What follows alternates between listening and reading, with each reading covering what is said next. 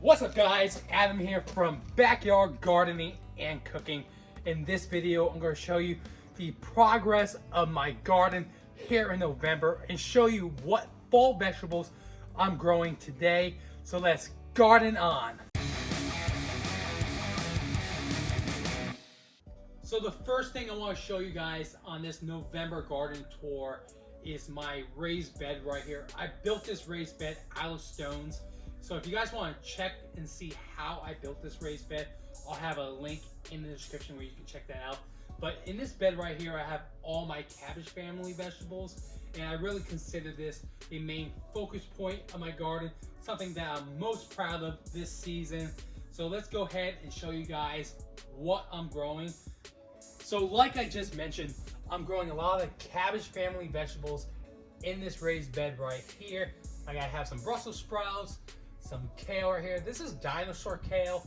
There's almost no pest damage on here, but on my broccoli over here, I do have quite a bit of pest damage. I also have some cabbage and some cauliflower growing in this bed too. So I'm not really sure what's eating my broccoli, but I have noticed that there are a lot of ants. So I'm trying to figure out how to kill these ants. What seems to work for a lot of people is orange peel oil, so I'm going to give that a try. So the next thing I want to show you guys in this November garden tour is this other part of the garden. It may seem a little messy because I'm in the process right now of cleaning up my garden, but one of the things that's left over from my summer garden is this eggplant right now. It's getting pretty large, and as you can see, there's a ton of eggplants growing on it. And I feel very fortunate to live in a warm zone like zone 9A here in Houston, Texas, where I can still have eggplants producing well into November. And one of the things I'm battling right now in my garden is nutsedge, which is a weed. I have some right in here. You want to dig it up. Like, I didn't get the whole root, but they have these little tubers on them and they spread like crazy. They're really hard to get rid of. But the bottom line is you don't want to use any kind of chemicals. The best way to get rid of nutsedge is to dig them up.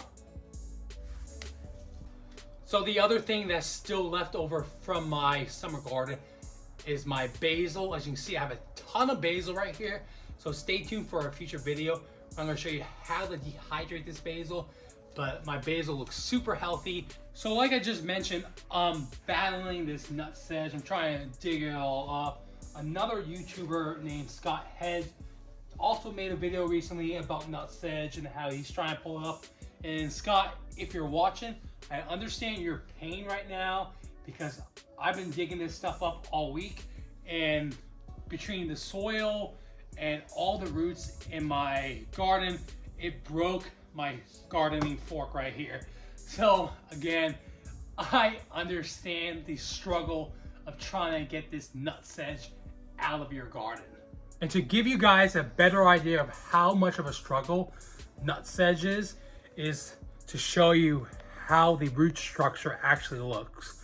So they have these little tubers underneath and they just spread. They have these rhizomes and they keep spreading. So that's why you have to dig this whole thing up and not just pull it. Because if you just pull it, this part will stay in the ground and continue to grow and come up each year. All right, guys, thanks for joining me today on my November garden tour in zone 9A here in Houston, Texas. Let me know in the comments what kind of fall vegetables you guys are growing, and more importantly, let me know what zone you live in.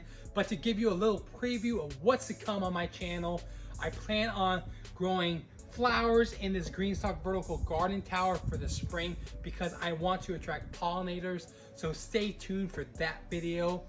But I've grown many different things in these towers before. They're very useful, like herbs, strawberries, and other small vegetables.